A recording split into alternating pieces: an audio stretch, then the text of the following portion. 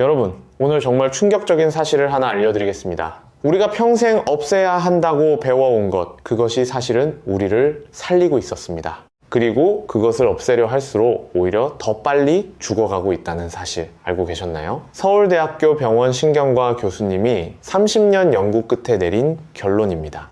오늘 이 영상을 끝까지 보시면 여러분의 몸에 대한 생각이 완전히 바뀌실 겁니다. 그리고 지금까지 해온 건강관리 방식 중에서 잘못된 것이 무엇인지 정확히 알게 되실 겁니다. 안녕하세요 여러분. 오늘도 건강한 하루를 위해 이렇게 함께 해주셔서 진심으로 감사드립니다. 오늘 저희가 이야기 나눌 주제는 바로 염증입니다. 염증. 이 두 글자 들으시면 어떤 느낌이 드세요? 아마 대부분의 분들은 나쁜 것이다, 없애야 할 것이다, 병의 원인이다 라고 생각하실 겁니다. 그렇게 생각하시는 게 당연합니다. 우리가 그렇게 배워왔으니까요. 텔레비전에서도, 건강 프로그램에서도, 광고에서도 항상 염증을 없애라고 합니다. 항염식품, 염증 제거 이런 말들을 매일 접하시잖아요. 그런데 오늘 이 영상을 보시고 나면 그 생각이 얼마나 위험한 오해였는지 깨달으시게 될 겁니다. 저도 그렇게 생각했습니다. 그런데 서울대학교 병원 신경과 이승훈 교수님의 이야기를 듣고 나서 완전히 생각이 바뀌었습니다. 자, 오늘 저희가 함께 알아볼 내용은 크게 10가지입니다. 첫 번째, 염증이란 무엇인지 정확히 알아보겠습니다. 두 번째, 염증이 없으면 우리 몸에 무슨 일이 벌어지는지 알아보겠습니다. 세 번째, 감기 증상의 진실, 왜 약을 너무 많이 먹으면 안 되는지를 알아보겠습니다. 네 번째, 왜 착한 염증이 나쁜 염증으로 변하는지 알아보겠습니다. 다섯 번째, 만성염증이 동맥경화와 뇌졸중을 만드는 충격적인 과정을 알아보겠습니다. 여섯 번째, 만성염증을 확인할 수 있는 검사 방법을 알아보겠습니다. 일곱 번째, 비만과 내장지방이 만성염증에 미치는 영향을 알아보겠습니다. 여덟 번째, 혈당과 당뇨가 만성염증을 악화시키는 과정을 알아보겠습니다. 아홉 번째, 면역 억제가 얼마나 위험한지 현대의학의 한계를 알아보겠습니다. 그리고 열 번째, 오늘부터 실천할 수 있는 구체적인 염증 관리 방법을 말씀드리겠습니다. 오늘 내용은 정말 중요합니다. 중간에 자리를 비우시면 중요한 부분을 놓치실 수 있습니다. 편안하게 앉으셔서 끝까지 함께 해주세요. 지금 바로 시작하겠습니다. 여러분, 먼저 아주 무섭지만 반드시 알아야 할 이야기를 해드리겠습니다. 사람이 사망하면 어떻게 됩니까? 시신이 부패합니다. 며칠 만에 빠르게 썩어 없어지죠.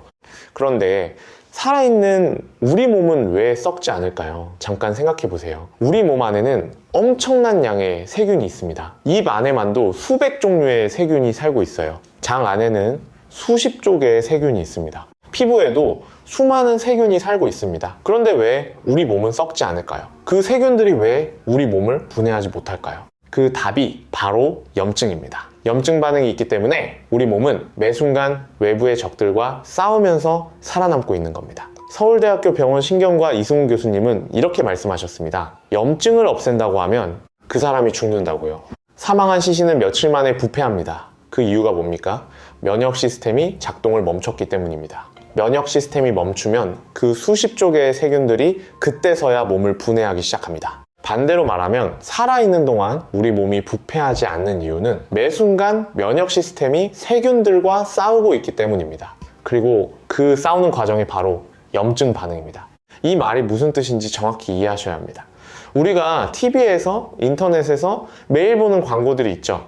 항염, 식품, 염증 제거, 염증을 없애는 방법, 이런 내용들을 보시면서 염증을 없애야 건강해지는구나 라고 생각하신 분들이 많으실 겁니다. 그 생각이 틀렸다는 이야기가 아닙니다. 문제는 어떤 염증을 없애야 하느냐에 있습니다.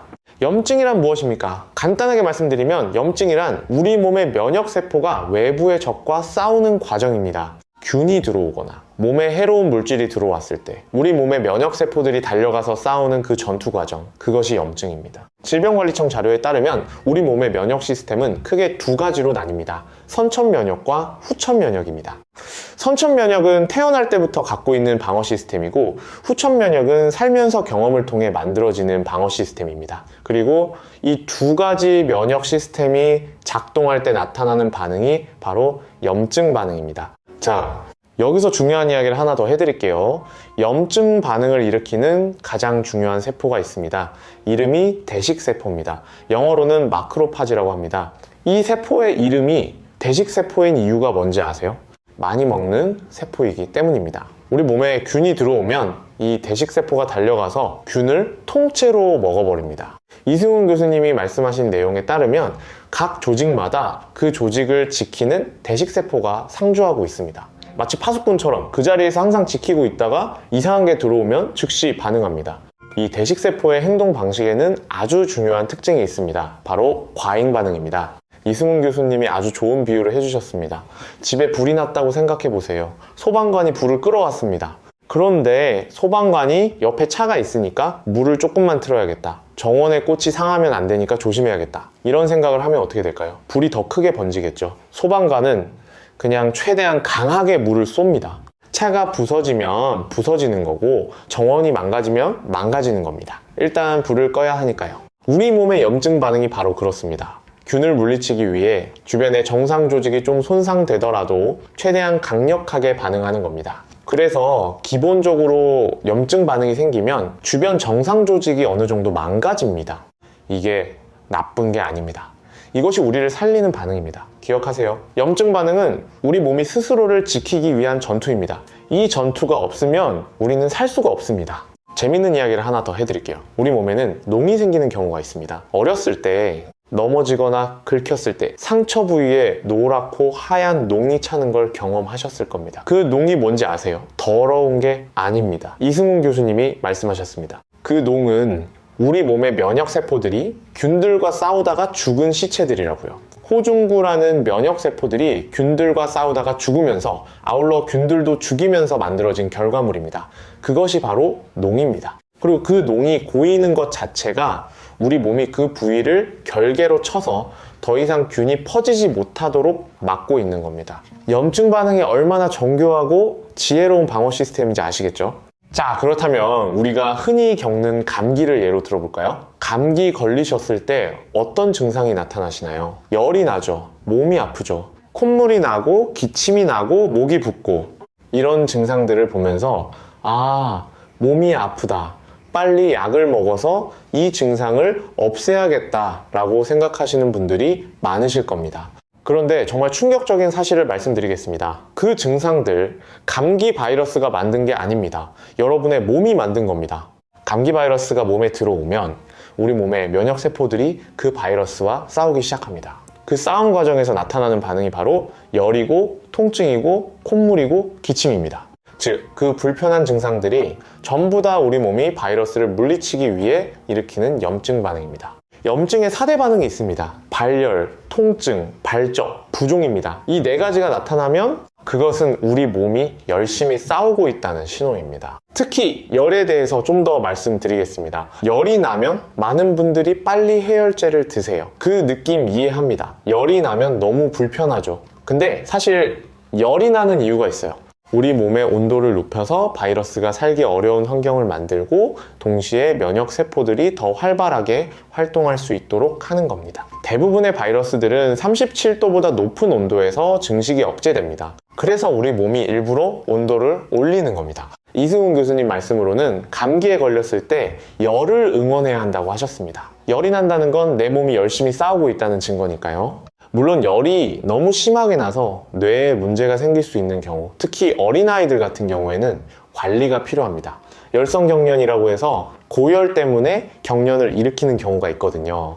하지만 성인의 경우 기본적으로 어느 정도의 열은 몸이 스스로 싸우고 있는 좋은 신호라는 겁니다. 그런데 우리는 어떻게 합니까? 열이 나면 해열제, 콧물이 나면 항히스타민제, 기침이 나면 진해제, 아프면 진통제, 이렇게 감기의 모든 증상을 약으로 억제하면 어떻게 될까요? 단기적으로는 편해집니다. 그런데 장기적으로는 몸이 싸우는 힘을 빼앗는 겁니다. 이승훈 교수님 말씀에 따르면 너무 강력하게 모든 감기 증상을 억제했더니 오히려 감기가 더 오래 가는 경우가 있습니다. 심한 경우에는 그 억제된 면역 반응 때문에 2차로 박테리아 감염이 생겨서 폐렴으로 악화되는 경우도 있습니다. 그렇다고 모든 약을 안 드시라는 게 아닙니다. 의사 선생님의 처방에 따라 적절하게 드시는 건 맞습니다. 다만 여기서 중요한 건 염증 반응이 원래는 우리 편이라는 사실을 이해하시는 겁니다. 이 이해가 있어야 염증에 대해 올바른 판단을 하실 수 있습니다. 자, 이제 아주 중요한 이야기를 해드릴 시간이 됐습니다. 급성 염증과 만성 염증의 차이입니다. 급성염증은 우리 편입니다. 균이 들어왔을 때 싸우고 균을 물리치고 나면 염증 반응이 끝납니다. 감기에 걸렸다가 일주일 정도 지나서 낫는 것처럼요. 넘어져서 무릎에 상처가 났을 때 빨갛게 부어오르다가 며칠 지나면 낫는 것처럼요. 이렇게 시작이 있고 끝이 있는 염증, 이게 급성염증이고 이건 우리 몸을 지키는 정상적인 반응입니다. 문제는 만성염증입니다. 만성염증이란 무엇이냐? 원인이 해결되지 않은 채로 염증 반응이 계속해서 지속되는 상태입니다. 불이 꺼지지 않고 계속 타고 있는 상태라고 생각하시면 됩니다. 여러분, 나무가 계속 타고 있으면 어떻게 됩니까? 나무가 다 없어지죠. 우리 몸도 마찬가지입니다. 만성염증이 지속되면 몸의 세포들이 계속해서 손상됩니다. 특히 혈관이 손상되고 장기들이 서서히 망가집니다.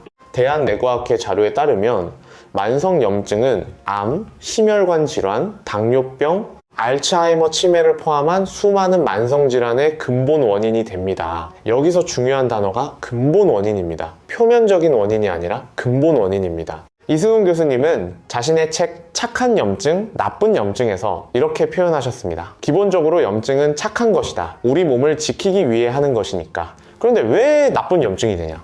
나쁘게 만드는 것은 여러분이다. 원인이 되는 행동을 계속하고 있기 때문에. 이 말이 우리에게 주는 메시지가 무엇입니까? 만성염증은 우리가 만들 수도 있고 우리가 줄일 수도 있다는 겁니다. 그 원인을 이해하면 됩니다.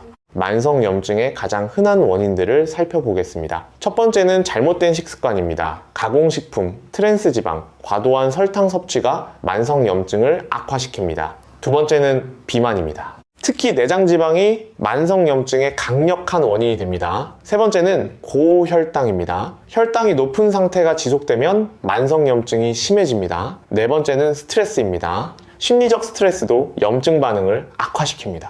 다섯 번째는 수면 부족입니다. 잠을 제대로 못 자면 염증 수치가 올라갑니다. 여러분은 지금 이 5가지 중에서 몇 가지나 해당되시나요? 천천히 생각해 보세요.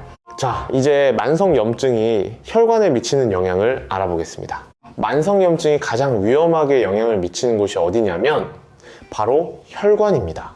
여러분 집에 수도관이 있죠. 오래된 수도관을 열어보면 안에 뭔가 끼어 있는 걸 보셨을 겁니다. 녹이 슬거나 물때가 끼거나 그렇게 되면 물이 잘 안 나오죠. 우리 혈관도 똑같습니다. 혈관 안에 뭔가가 쌓이면 혈액이 잘 안 흐릅니다. 그게 동맥경화증입니다. 그런데 여기서 충격적인 사실이 있습니다. 동맥경화증, 이게 그냥 콜레스테롤이 쌓이는 문제가 아닙니다. 이것도 염증입니다. 아주 명백한 염증입니다. 이승훈 교수님이 명확하게 말씀하셨습니다. 동맥경화증의 과정은 염증이다. 아주 명백하게 염증이다.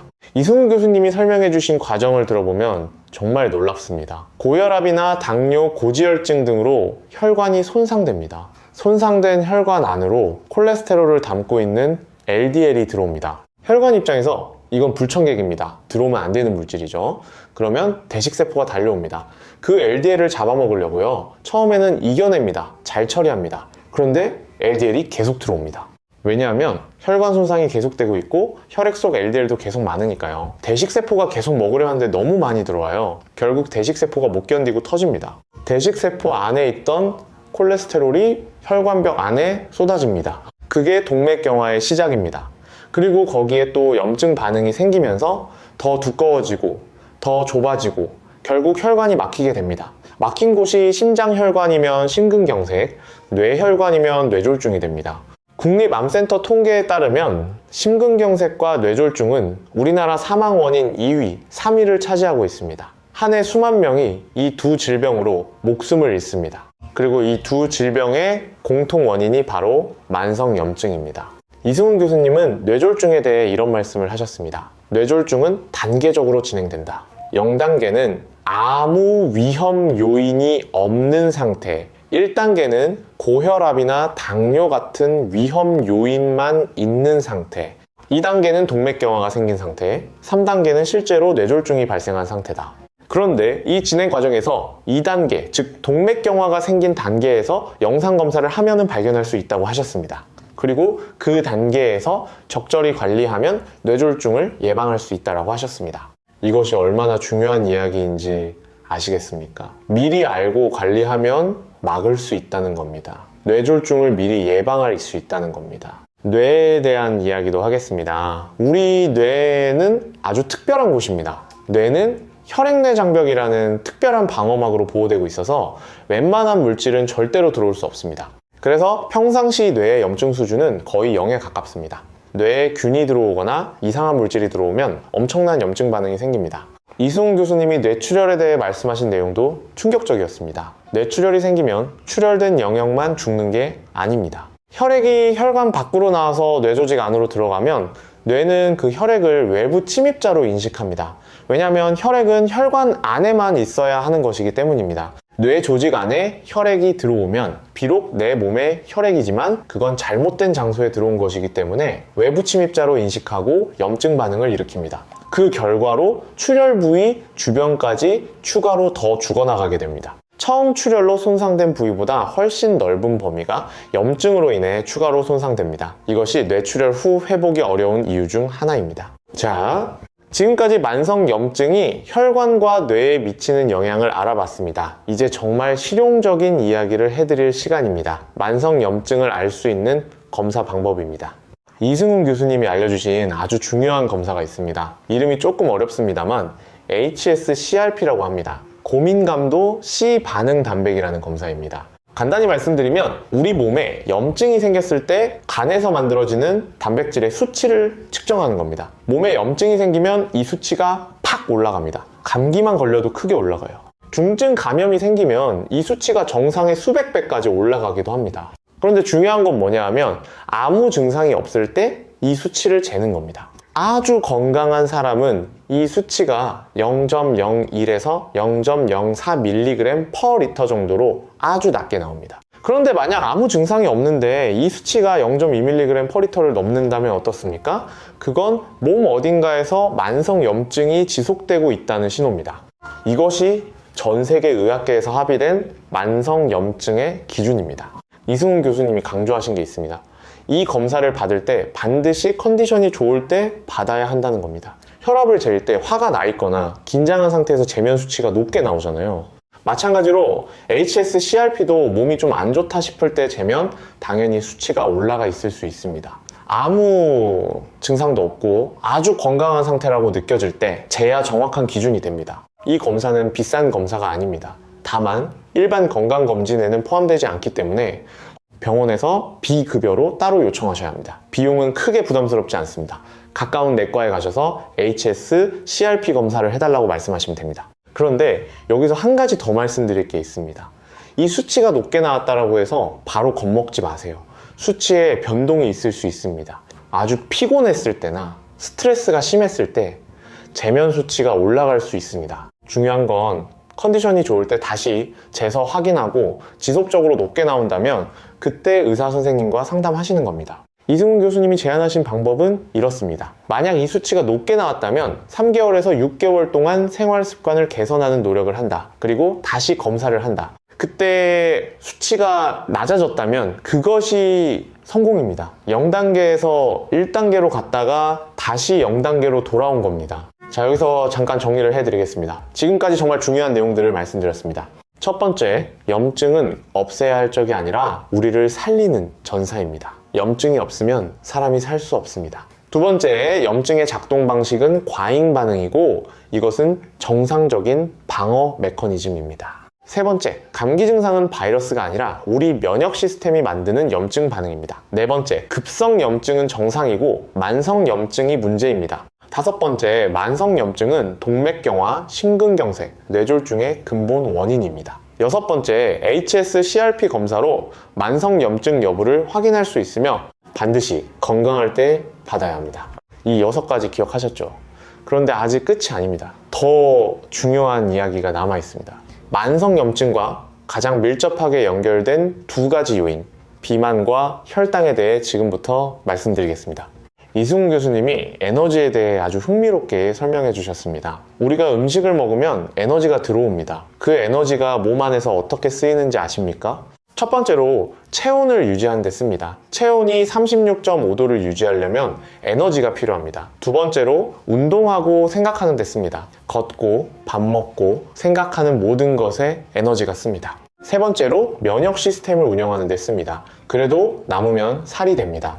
반대로 굶으면 어떻게 됩니까? 거꾸로 살부터 없어지지 않습니다. 면역력이 먼저 떨어집니다. 면역력이 떨어지면 운동을 못하게 됩니다. 그 다음에 체온이 떨어져서 죽게 됩니다. 이게 왜 중요하냐면 에너지가 충분하고 남을 정도로 넘칠 때 면역 시스템이 과잉 활성화된다는 겁니다. 살이 찌는 상태, 혈당이 높은 상태는 몸 안에 에너지가 넘치는 상태입니다. 그리고 에너지가 넘치면 면역 시스템도 과잉 활성화됩니다. 면역 시스템이 과잉 활성화된다는 건 만성염증이 심해진다는 뜻입니다. 살이 찌면 몸 컨디션이 왜 안 좋을까요? 그건 과잉 에너지 때문에 몸이 쉴 틈 없이 무언가를 하고 있기 때문입니다. 체온도 약간 올라가고 땀도 더 나고 몸이 계속 뭔가를 처리하려고 반응하고 있는 겁니다. 그 과정에서 면역 반응이 과잉 활성화되고 만성염증이 심해집니다. 대한비만학회 자료에 따르면 특히 내장지방이 만성염증의 강력한 원인이 됩니다.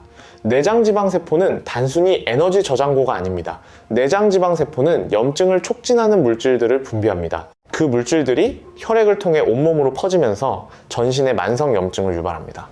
여기서 우리나라 분들에게 특히 중요한 이야기가 있습니다. 이승훈 교수님이 강조하신 마른 비만입니다. 우리나라 분들 중에 체중은 정상인데 배만 나오신 분들이 많습니다. 팔다리는 말랐는데 배는 볼록 나온 체형이요. 이런 체형을 마른 비만이라고 합니다. 체중계 숫자는 괜찮아도 뱃속에는 내장지방이 가득한 상태입니다.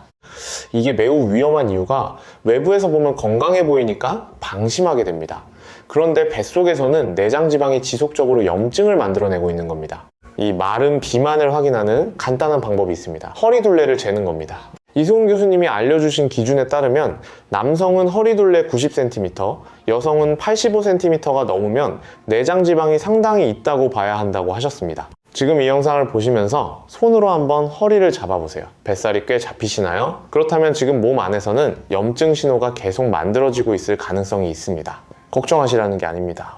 이 사실을 알고 조금씩 줄여나가시면 됩니다. 이제 혈당 이야기를 드리겠습니다. 혈당과 만성염증의 관계입니다. 이 부분도 정말 중요합니다. 당화혈색소라는 검사를 들어보셨나요? 지난 2-3개월 동안 평균 혈당이 얼마였는지를 보여주는 검사입니다. 평균적인 혈당 수준을 알 수 있기 때문에 일시적인 혈당 변화에 속지 않고 진짜 혈당 관리 상태를 알 수 있습니다. 이승훈 교수님이 알려주신 기준에 따르면 당화혈색소 수치가 6%가 넘으면 당뇨와 관련된 대사 이상이 시작되고 있다는 신호입니다. 6.5%가 넘으면 당뇨로 진단합니다. 7%가 넘으면 약물 치료가 필요한 수준입니다. 혈당이 높은 상태가 지속되면 어떻게 됩니까? 첫 번째로 혈관이 손상됩니다. 높은 혈당이 혈관벽을 직접 손상시킵니다. 두 번째로 면역 시스템이 과잉 활성화됩니다. 세 번째로 만성염증이 심해집니다. 그리고 이 만성염증이 다시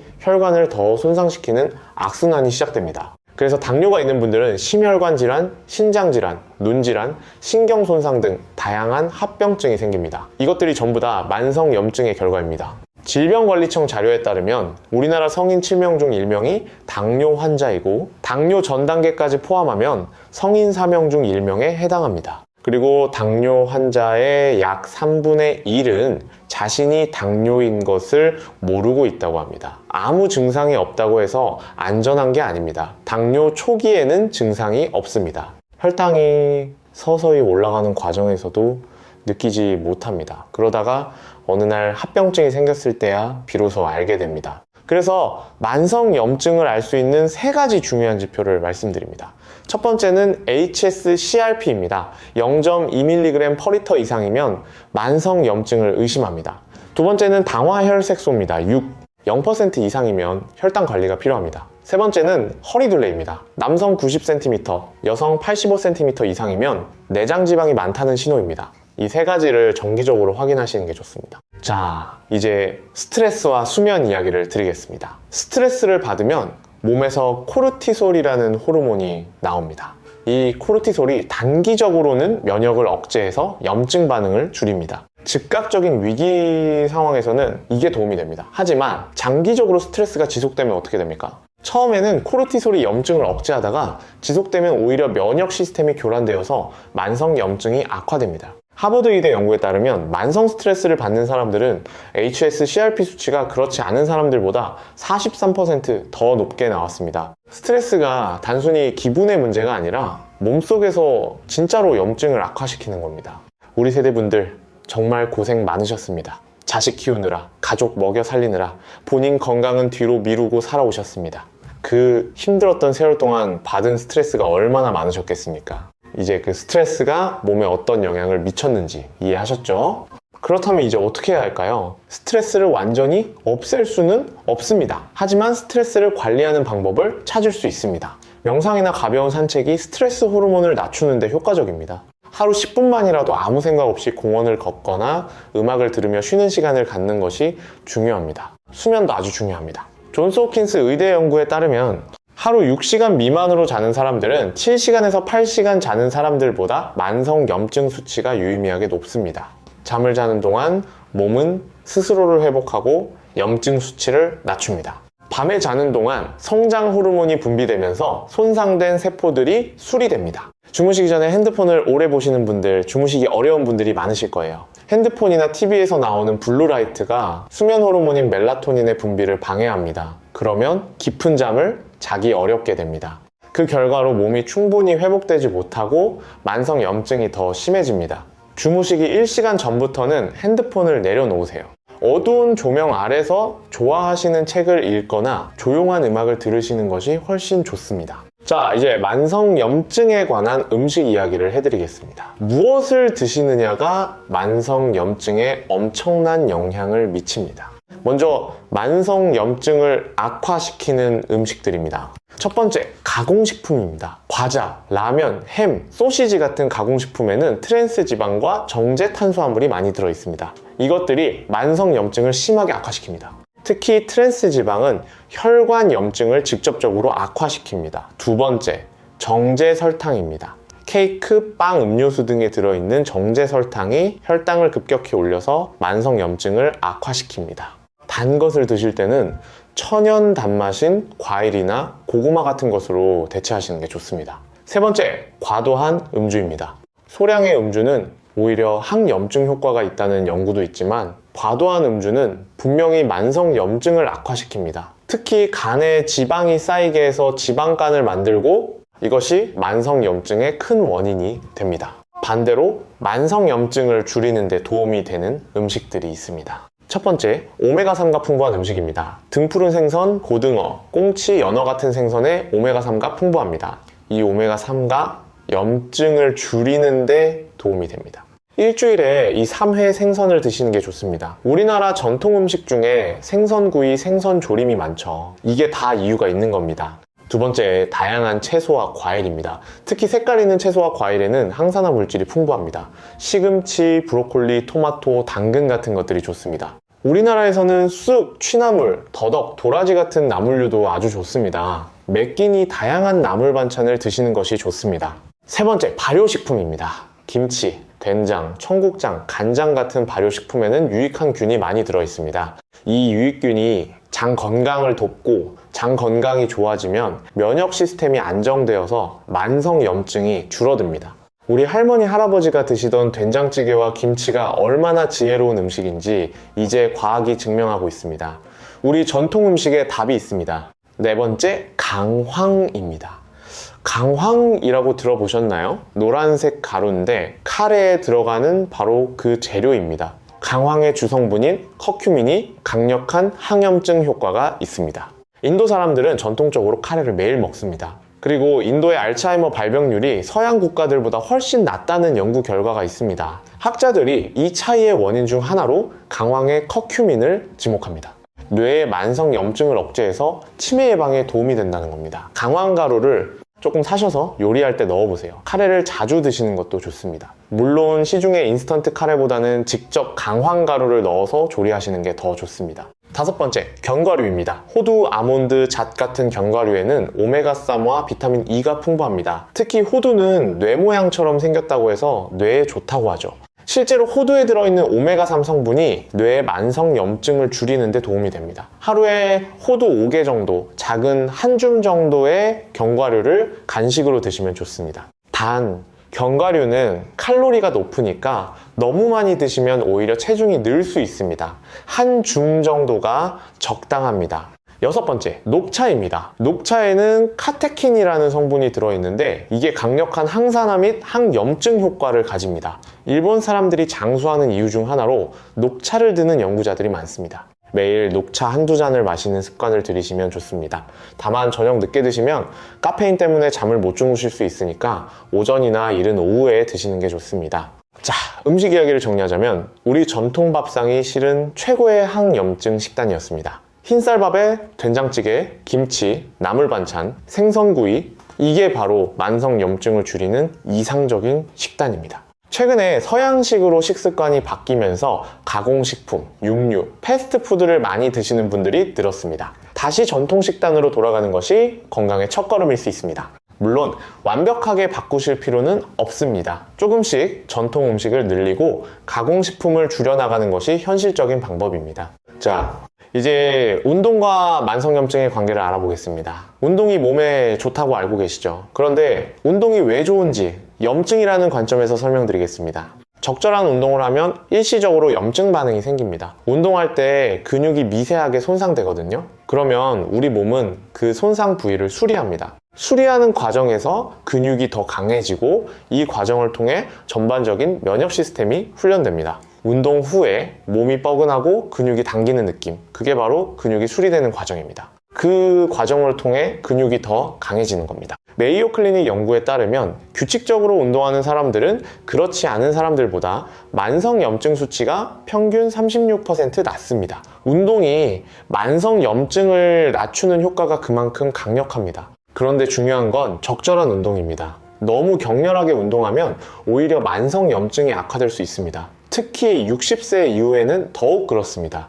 오랫동안 운동을 안 하시다가 갑자기 헬스장에서 무리하게 하시면 오히려 몸이 더 아파집니다. 60세 이후에 권장되는 운동 방식을 말씀드리겠습니다. 첫 번째, 걷기입니다. 하루 30분. 빠른 걸음으로 걷는 것만으로도 충분합니다. 천천히 오래 걷는 것보다 조금 빠르게 걷는 게 더 효과적입니다. 숨이 조금 차는 정도의 속도로 걸으시면 됩니다. 집 주변이나 공원에서 매일 걸으시면 됩니다. 이것만으로도 만성염증 수치가 유의미하게 낮아집니다. 두 번째, 스트레칭과 가벼운 유연성 운동입니다. 관절 건강을 지키면서 스트레스를 줄이는데 효과적입니다. 아침에 일어나서 5분만 가볍게 스트레칭을 하셔도 큰 도움이 됩니다. 특히 어깨와 허리, 무릎 관절을 부드럽게 움직여주는 것이 좋습니다. 세 번째, 가벼운 근력 운동입니다. 근육량이 줄어들면 기초 대사량이 떨어지고 이것이 또 만성염증을 악화시킵니다. 가벼운 아령 운동이나 의자에 앉아서 하는 다리 운동 같은 것들로 근육을 유지하시는 게 좋습니다. 처음에는 빈손으로 시작하시고 조금씩 강도를 높이시면 됩니다. 운동하실 때 한 가지 꼭 말씀드릴 게 있습니다. 무릎이나 관절이 안 좋으신 분들 많으시죠? 무리하지 마세요. 아프면 쉬어야 합니다. 무릎이 아픈데 억지로 운동하면 오히려 더 나빠집니다. 여러분 몸에 맞는 운동을 찾아서 꾸준히 하시는 게 중요합니다. 운동과 관련해서 한 가지 더 말씀드릴 게 있습니다. 바로 계단 오르기입니다. 엘리베이터 대신 계단을 이용하시면 별도의 운동 시간을 내지 않아도 됩니다. 이 3층 정도는 계단으로 오르는 습관을 들이시면 하루에 상당한 양의 하체 운동이 됩니다. 하체 근육이 우리 몸 근육의 70%를 차지합니다. 하체 근육을 유지하는 것이 기초 대사량을 높이고 만성염증을 줄이는 데 아주 효과적입니다. 또한 앉아 계시는 시간을 줄이는 것도 중요합니다. 최근 연구들에 따르면 하루 8시간 이상 앉아 있는 것 자체가 만성염증의 원인이 됩니다. 텔레비전을 보시면서 30분마다 한 번씩 일어나서 실내를 한 바퀴 걸어보세요. 설거지를 하거나 화분에 물을 주거나 가볍게 집안 정리를 하는 것도 좋습니다. 이렇게 생활 속에서 움직임을 늘리는 것이 헬스장에서 1시간 무리하게 운동하는 것보다 오히려 더 효과적일 수 있습니다. 우리 세대 분들은 특히 동네 노인정이나 경로당을 활용하시면 좋습니다. 혼자 운동하는 것보다 함께하면 더 오래 꾸준히 할 수 있습니다. 요즘 많은 지역 주민센터에서 어르신들을 위한 무료 건강 프로그램을 운영하고 있습니다. 라인 댄스, 체조, 실버 요가 같은 프로그램들이 있습니다. 이런 프로그램들이 운동 효과뿐 아니라 사회적 교류를 통한 스트레스 감소 효과도 있습니다. 앞서 말씀드린 것처럼 스트레스도 만성염증을 악화시키니까요. 운동과 사교를 동시에 할 수 있는 아주 효율적인 방법입니다. 자, 이제 아주 중요하고 충격적인 이야기를 하나 더 드리겠습니다. 면역을 지나치게 억제하면 어떻게 되냐는 이야기입니다. 이 이야기가 오늘 영상의 핵심 중 하나입니다. 자가 면역 질환이라는 게 있습니다. 면역 시스템이 자기 몸을 공격하는 병입니다. 류마티스 관절염, 루푸스, 크론병 같은 게 여기에 해당합니다.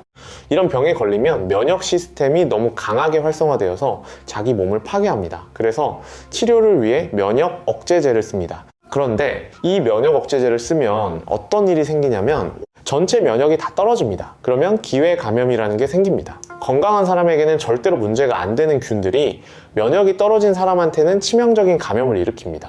이승훈 교수님이 충격적인 예를 드셨습니다. 우리 주변에는 수없이 많은 곰팡이 포자가 떠다닙니다. 숨을 쉴 때마다 우리는 이 포자들을 들이마시고 있습니다. 그런데 건강한 사람에게는 전혀 문제가 없죠. 왜냐하면 면역 시스템이 완벽하게 막아주니까요.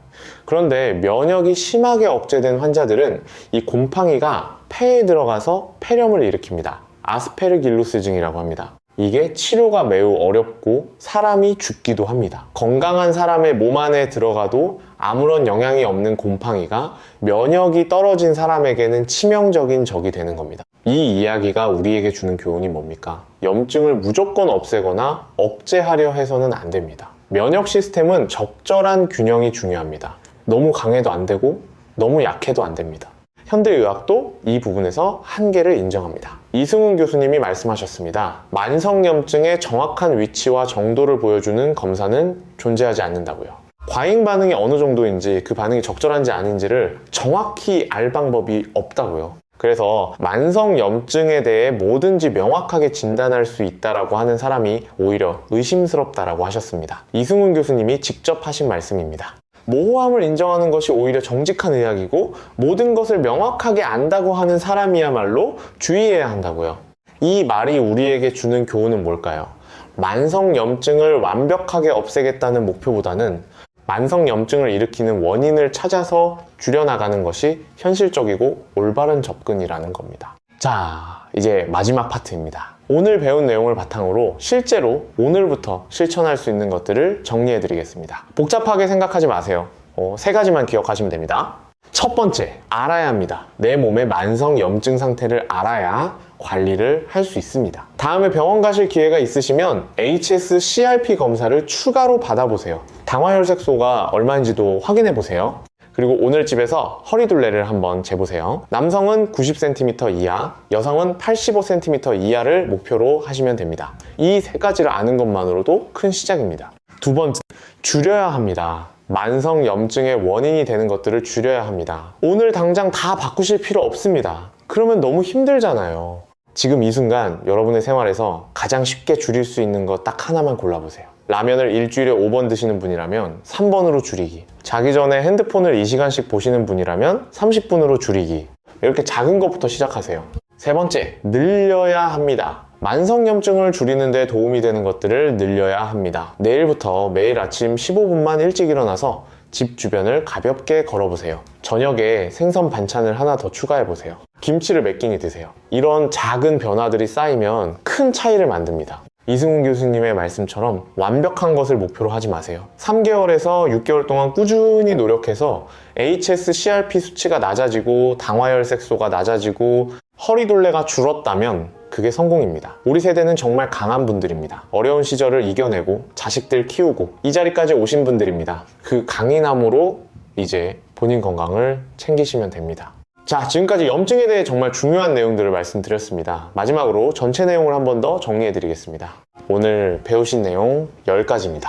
첫 번째, 염증은 우리 몸을 지키는 면역 반응입니다. 없애야 할 적이 아닙니다. 염증 반응이 없으면 사람이 살 수 없습니다. 우리 몸이 살아있는 동안 부패하지 않는 이유가 바로 면역과 염증 반응 때문입니다. 두 번째, 염증의 작동 방식은 과잉 반응입니다. 소방관이 불을 끄기 위해 주변에 물을 쏟아붓는 것처럼 면역세포들은 적을 물리치기 위해 주변 정상 조직이 좀 손상되더라도 최대한 강하게 반응합니다. 이것은 자연스럽고 필요한 반응입니다. 세 번째, 감기 증상은 바이러스가 만든 게 아니라 우리 몸이 만든 염증 반응입니다. 열, 통증, 콧물, 기침은 몸이 바이러스와 싸우는 증거입니다. 이 증상들을 너무 강하게 억제하면 오히려 감기가 길어질 수 있습니다. 네 번째, 급성염증은 우리 편이고 만성염증이 문제입니다. 원인이 해결되지 않고 염증 반응이 계속 지속되는 상태가 만성염증이고 이것이 다양한 질병을 유발합니다. 다섯 번째, 동맥경화는 콜레스테롤이 단순히 쌓이는 게 아니라 염증 과정입니다. 만성 염증이 혈관을 손상시키고 심근경색과 뇌졸중을 만듭니다. 뇌졸중은 단계가 있고 초기에 발견하면 예방이 가능합니다. 여섯 번째, hs-CRP 검사로 만성 염증 여부를 확인할 수 있습니다. 건강할 때 검사에서 수치가 0.2mg/L를 넘으면 만성 염증을 의심해야 합니다. 반드시 컨디션 좋을 때 받으세요. 일곱 번째, 비만, 특히 내장지방이 만성염증의 강력한 원인입니다. 허리둘레로 내장지방을 확인할 수 있습니다. 남성 90cm, 여성 85cm 이상이면 주의가 필요합니다. 체중계 숫자만 보지 마시고 허리둘레를 확인하세요. 여덟 번째, 당화혈색소 수치로 혈당 관리 상태를 알 수 있습니다. 6%를 넘으면 당뇨 전 단계이고 이 상태에서도 만성염증이 악화됩니다. 아무 증상이 없어도 정기검사를 받으세요. 아홉 번째, 면역을 지나치게 억제하면 기회 감염이 생겨서 위험합니다. 염증을 무조건 없애는 게 아니라 원인을 찾아서 줄이는 게 올바른 접근입니다. 만성염증의 정확한 진단은 현대의학으로도 한계가 있습니다. 열 번째, 오늘부터 실천할 것은 세 가지입니다. 알기, 줄이기, 늘리기입니다. 내 상태를 알고 만성염증을 악화시키는 습관을 줄이고 도움이 되는 습관을 늘리는 것. 이것이 만성염증 관리의 핵심입니다. 여러분, 오늘 영상을 이렇게 끝까지 봐주셨습니다. 정말 감사드립니다. 우리 세대는 정말 힘든 시절을 이겨내온 분들입니다. 자식 키우느라, 가족 먹여 살리느라 그동안 고생 많으셨습니다. 이제는 본인 건강을 챙길 차례입니다. 손주들과 오래오래 건강하게 함께 하시려면 지금부터 조금씩 몸을 돌봐주세요. 복잡하게 생각하지 마세요. 오늘부터 딱 한 가지만 시작하세요. 매일 30분 걷기도 좋습니다. 내일 병원에 가서 hs-CRP 검사를 받아보는 것도 좋습니다. 오늘 저녁 식사에서 라면 대신 된장찌개를 드시는 것도 좋습니다. 작은 것부터 시작하면 됩니다. 여러분은 할 수 있습니다. 우리 함께 건강해집시다. 이 영상이 도움이 되셨다면 좋아요와 구독 부탁드립니다. 주변에 건강을 걱정하시는 분들께 이 영상을 공유해 주시면 더 많은 분들이 중요한 정보를 접하실 수 있습니다. 댓글에 여러분의 경험이나 궁금하신 점을 남겨주세요. 여러분의 이야기가 저에게도 큰 힘이 됩니다. 건강한 하루 되시길 바랍니다. 우리 함께 건강하게 오래오래 살아가겠습니다.